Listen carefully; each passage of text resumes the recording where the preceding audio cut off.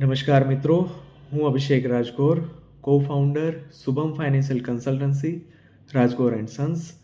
આજના આ વિડીયોનો ખૂબ જ આવશ્યક વિષય, જરૂરી એવી મંદીની માહિતી જે આપણે વોલેટિલિટી ફેસ કરી રહ્યા છીએ, જે ઇન્ડિયન ઇકોનોમીમાં જે ડાઉનગ્રેડ આપણે જોઈ રહ્યા છીએ, એમાં જરૂરી એવી આવશ્યક કેટલીક માહિતીઓ જે છે તેનાથી માહિતગાર કરવા આપ સૌને ખૂબ જ આવશ્યક છે.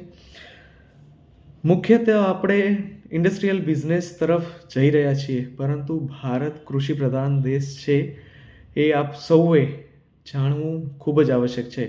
જો ખેડૂત પાસે પૈસા વહેલા અને વધુ પ્રમાણમાં આવશે તો જ ભારતની ઇકોનોમીમાં બૂસ્ટ જોવા મળશે આપણને.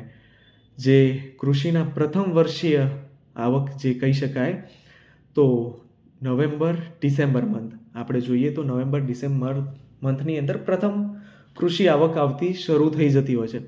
પરંતુ આ વર્ષે ચોમાસું સિઝન ખૂબ જ લાંબા પ્રમાણમાં ચાલી છે.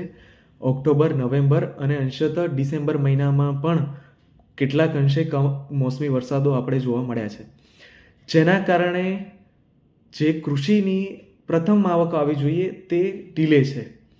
સેકન્ડ વસ્તુ તો ડોલરની સામે રૂપિયાનું પ્રમાણ વધારે ગગડ્યું છે. ડોલરની સમાનતામાં રૂપિયો ગગડ્યો છે અને નિષ્ણાતોના જણાવ્યા અનુસાર ભારતના નાણાકીય મંત્રીની જે જીએસટી પોલિસીમાં સુધારો કરવામાં આવ્યો છે તેની પણ મહદઅંશે ભારતની ઇકોનોમીને ઇફેક્ટ જોવા મળી છે. થર્ડ વન પોઈન્ટ કે જે ઇન્ટરનેશનલ વોરને આપણે ફેસ કરી છે, જે ઇન્ટરનેશનલ વોરમાં ભારતની સંમતિ, મુક્ત સંમતિ ભલે ન હોય, પરંતુ પડોશી દેશોમાં જો વોરની સ્થિતિઓ હોય તો તેવા સમયની અંદર જરૂરી નથી કે ભારત એક જ દેશ, પરંતુ વૈશ્વિક ઇકોનોમિક્સ ડાઉનગ્રેડ જાય જ, અને એના કારણે આપણે આ ઇકોનોમીની અંદર ખૂબ જ મોટા પ્રમાણમાં નુકસાનની અનુભૂતિ અંશતઃ કરી છે.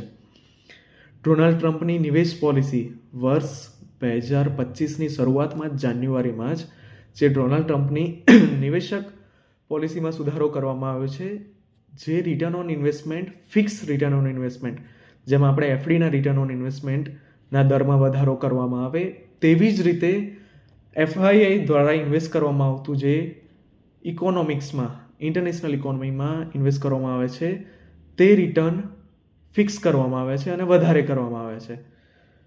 ફિફ્થ વન પોઈન્ટ, એફઆઈઆઈ દર વર્ષે ડિસેમ્બરમાં સેલિંગ કરે જ છે, એમના ક્રિસમસ વેકેશનમાં સેલિંગ કરે છે. આ કોઈ નવી બાબત નથી ભારત માટે. હા, પરંતુ ચિંતાની બાબત એ છે કે ડિસેમ્બર કરતાં આ વર્ષે વધારે સેલિંગ થયું છે. દર વર્ષે ડિસેમ્બરમાં સેલિંગ થાય છે. 2008માં વધુ સેલિંગ થયું હતું, એના પછી અત્યારે જે સેલિંગ થયું છે વધારે પ્રમાણમાં છે. અને આ સ્તર એમને કહી શકાય કે 85,000ના લેવલે એમને એ સ્તર મળી ગયો કે એમને પ્રોફિટ બુકિંગ લાગ્યું, તેના કારણે એમને વધારે પ્રોફિટ બુકિંગ કર્યું છે. સેકન્ડ વન પોઈન્ટ જોવા જઈએ તો એફઆઈઆઈનું કુલ સેલિંગ 2,65,000 કરોડ રૂપિયાનું છે. ફરીથી આંકડો દર્શાવું છું, 2,65,000 કરોડનું એફઆઈઆઈનું સેલિંગ છે. અને આ એફઆઈઆઈનું સેલિંગ ટોટલ એમના ઇન્ડિયન ઇકોનોમિક્સના 15% હોલ્ડિંગમાંથી 5% સેલિંગ છે. મતલબ કે 100માંથી 15 રૂપિયા એફઆઈઆઈના ભારત દેશમાં છે અને 15માંથી એમનું 0.5% સેલિંગ છે. અને હું તો કહું છું, એફઆઈઆઈનું જેટલું પણ સેલિંગ થાય છે ડોમેસ્ટિક ઇન્ડિયન ઇન્ડિવિજ્યુઅલ ઇન્વેસ્ટરો માટે ખૂબ જ સારું છે.